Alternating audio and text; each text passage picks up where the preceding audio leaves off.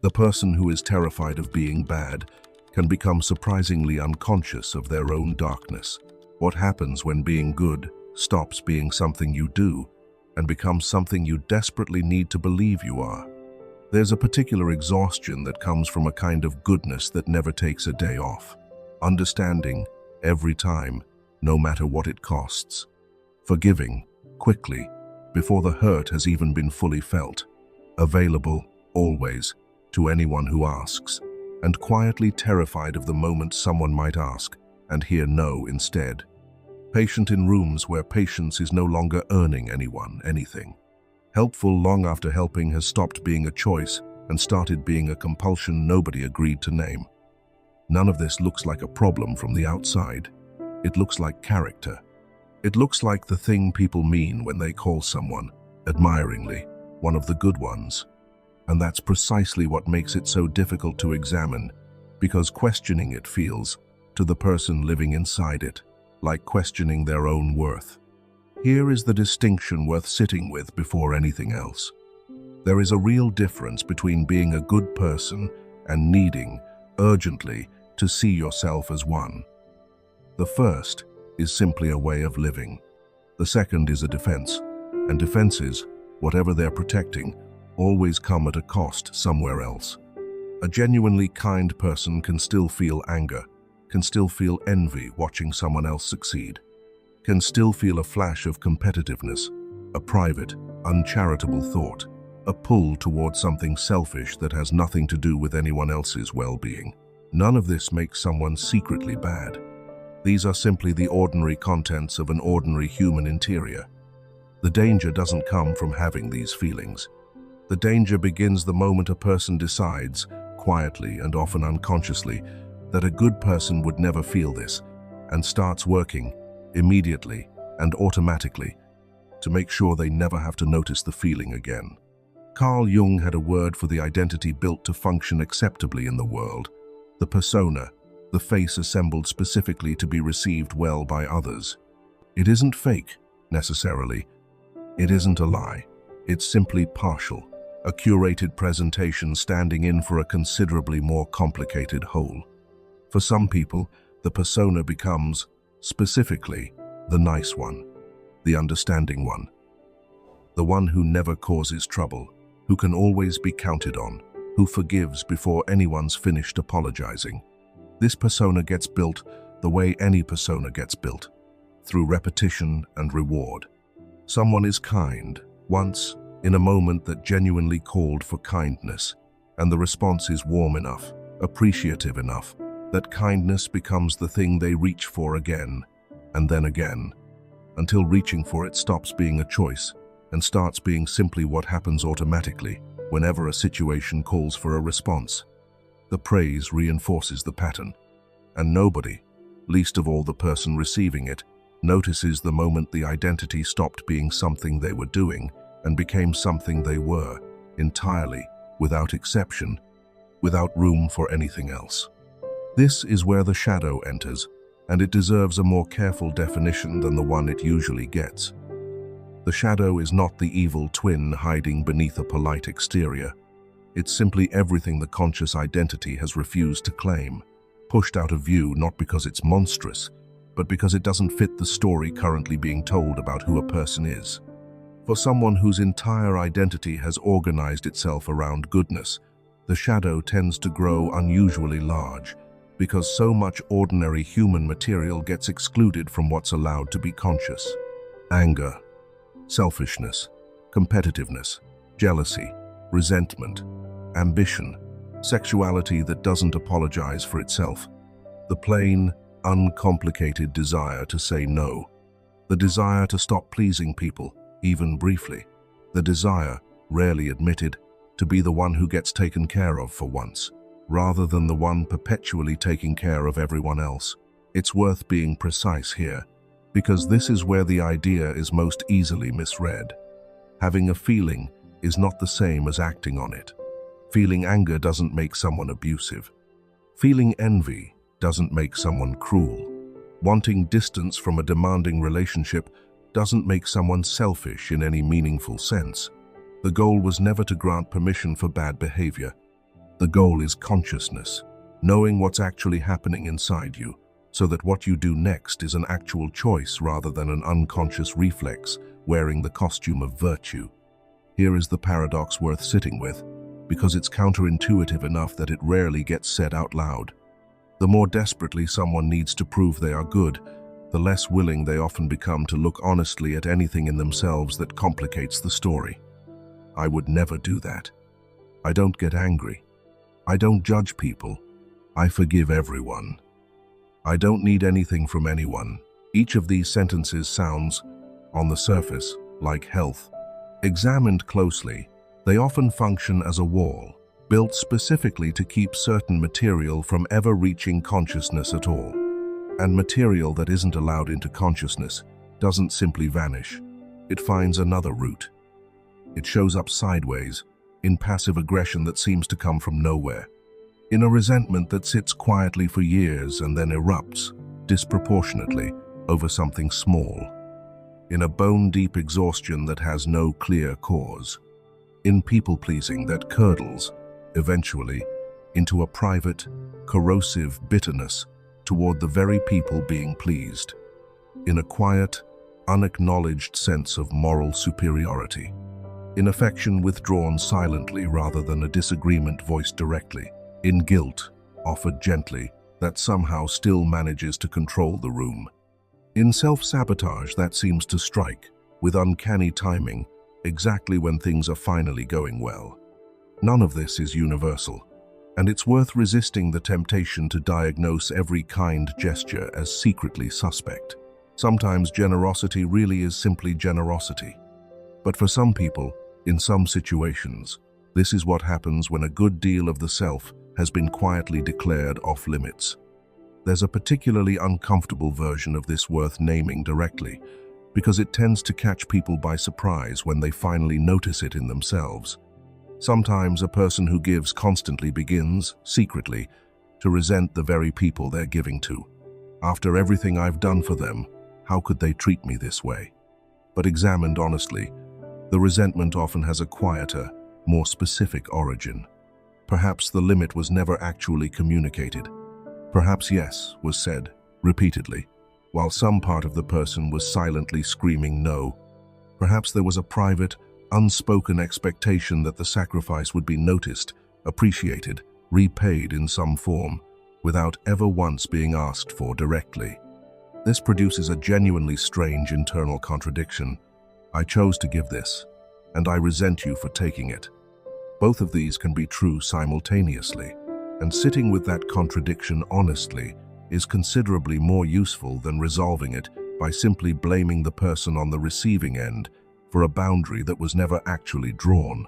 Forgiveness deserves its own closer look here, because it's one of the places this pattern hides most effectively, precisely because forgiveness looks, on the surface, like the opposite of a problem. Some people become deeply attached to being the forgiving one, quick to release, quick to move on, quick to offer understanding before the injury has even been fully registered. But forgiveness arriving that quickly is worth a second look, because sometimes what's actually happening is not forgiveness at all. It's avoidance, dressed in forgiveness's clothing, a way of skipping past anger before that anger ever has to be felt. Because anger, for someone whose entire identity depends on being good, feels like a direct threat to who they believe themselves to be. Genuine forgiveness requires being honest, first, about the injury. It requires actually feeling the betrayal, the hurt, the anger, before deciding, consciously, what to do with it. Forgiveness that skips this step isn't wrong exactly. It's simply incomplete, a performance of resolution standing in for a process that never actually happened. The same closer look is worth applying to selflessness itself. Are you helping because you genuinely want to, in this specific moment, for this specific person? Or because being needed has become, somewhere along the way, the primary evidence you have that you matter at all? Are you giving freely, without conditions? Or is some quieter part of you hoping the sacrifice will eventually be repaid, in gratitude, in loyalty, in love that finally feels secure because it was earned through how much you gave up to get it? This isn't an accusation against generous people, most of whom are exactly as kind as they appear. It's simply a question worth asking honestly, because the ego can attach itself to indispensability the same way it attaches itself to anything else. And indispensability, once it becomes identity, is exhausting to maintain and nearly impossible to set down. Jung's concept of projection adds another layer worth examining here. People who cannot tolerate a particular quality in themselves often become remarkably sensitive to that same quality in others. Someone who cannot admit their own selfishness may become quietly obsessed with cataloging everyone else's. Someone who has never allowed themselves to feel angry may find themselves oddly disturbed by anyone who expresses anger openly, reacting with a discomfort that seems disproportionate to what's actually happening in front of them. Someone who buried their own ambition long ago may feel an unexpected, unexplained resentment toward people who pursue theirs without apology. This isn't a claim that everyone you dislike is secretly a mirror of yourself, which would be an oversimplification that flattens something considerably more precise. It's simply an invitation to notice when a reaction carries more heat than the situation seems to warrant, because that extra heat is often worth examining, not as proof of guilt, but as information about something still unclaimed. There is a particular moment worth sitting with carefully, because it tends to arrive eventually, whether it's welcomed or not. The moment the good person finally cracks. Maybe it sounds like, "I don't want to help you with this." Maybe it's the first honest admission, spoken out loud, "I'm angry, and I have been for a while." Maybe it's simply not answering a call that would normally have been answered instantly, or stepping back from a rescue that would once have been automatic. And almost immediately, something shifts in how the people around them respond. Selfish, cold, different, difficult, ungrateful, after everything. The words arrive fast, because the system built around the old persona is losing the thing it was relying on. And systems, disrupted, tend to reach for whatever language will restore the old arrangement fastest. For the person at the center of this, the experience can feel close to existential terror. If I'm not the good one anymore, then who exactly am I? This is the identity crisis sitting quietly underneath so much of this pattern. The fear that goodness was never simply something they did, but the entire architecture holding their sense of self together, and that removing even one piece of it might bring the whole structure down. Jung's concept of projection adds another layer worth examining here. People who cannot tolerate a particular quality in themselves often become remarkably sensitive to that same quality in others. Someone who cannot admit their own selfishness may become quietly obsessed with cataloging everyone else's. Someone who has never allowed themselves to feel angry may find themselves oddly disturbed by anyone who expresses anger openly, reacting with a discomfort that seems disproportionate to what's actually happening in front of them. Someone who buried their own ambition long ago may feel an unexpected, unexplained resentment toward people who pursue theirs without apology. This isn't a claim that everyone you dislike is secretly a mirror of yourself, which would be an oversimplification that flattens something considerably more precise. It's simply an invitation to notice when a reaction carries more heat than the situation seems to warrant, because that extra heat is often worth examining, not as proof of guilt, but as information about something still unclaimed.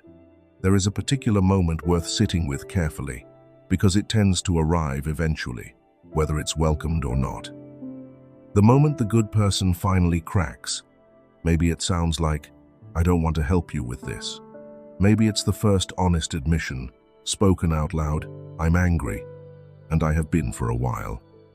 Maybe it's simply not answering a call that would normally have been answered instantly, or stepping back from a rescue that would once have been automatic. And almost immediately, something shifts in how the people around them respond.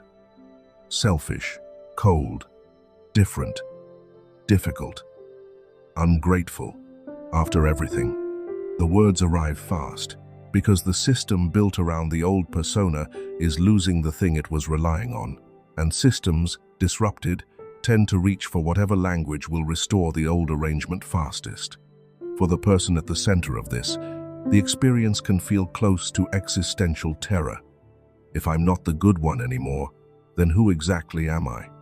This is the identity crisis, sitting quietly underneath so much of this pattern. The fear that goodness was never simply something they did, but the entire architecture holding their sense of self together, and that removing even one piece of it might bring the whole structure down. This is where Jung's idea of individuation becomes genuinely necessary, and it's worth being precise about what it actually asks for, because it's easy to misread as permission for the opposite extreme. Individuation is not becoming selfish, or cold, or cruel. It's not abandoning kindness in favor of some harder, more guarded version of yourself. It's the slow movement toward wholeness, and wholeness doesn't mean becoming your shadow. It means finally becoming conscious of it. A person who has done this work honestly can say, without collapsing, I am capable of anger, I am capable of selfishness, I am capable of jealousy, and even, under the wrong conditions, of real cruelty. And, in the same breath, without contradiction, I am also capable of genuine compassion, and I get to choose, consciously, which of these I act from in any given moment. This is the distinction worth holding on to above almost everything else in this entire subject. You do not have to deny your own darkness to remain a good person. You have to become conscious enough of it that your goodness is finally a choice, rather than a performance protecting you from ever having to look at what else is there. What this actually looks like, in practice, is a series of small, unglamorous shifts. Instead of, I never get angry, something closer to, I am angry right now, and it's worth understanding why, rather than immediately explaining it away. Instead of, I have to help everyone who asks, something closer to, I can help, genuinely, without abandoning myself in the process. Instead of, I forgive everyone immediately, no matter what, something closer to, I can acknowledge what actually hurt me before I decide what forgiveness is going to mean here. Instead of, I must always be good, something quieter and considerably more honest. I want to be conscious.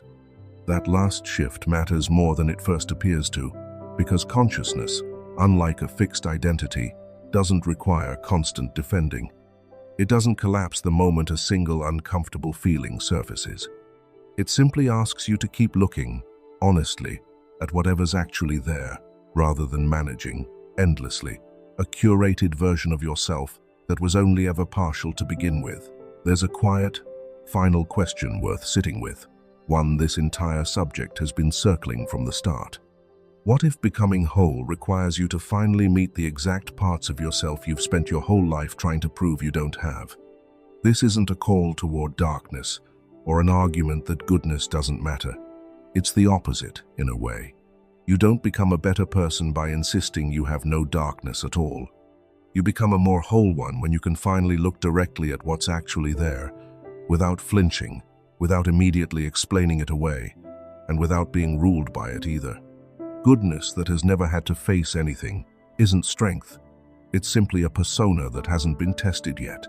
Somewhere, right now, someone is being praised, again, for being so understanding, so patient, so endlessly good, and something in them, quietly, exhausted, is wondering what might happen if, just once, they let the good person rest, and let whoever else has been waiting patiently underneath finally step into the room.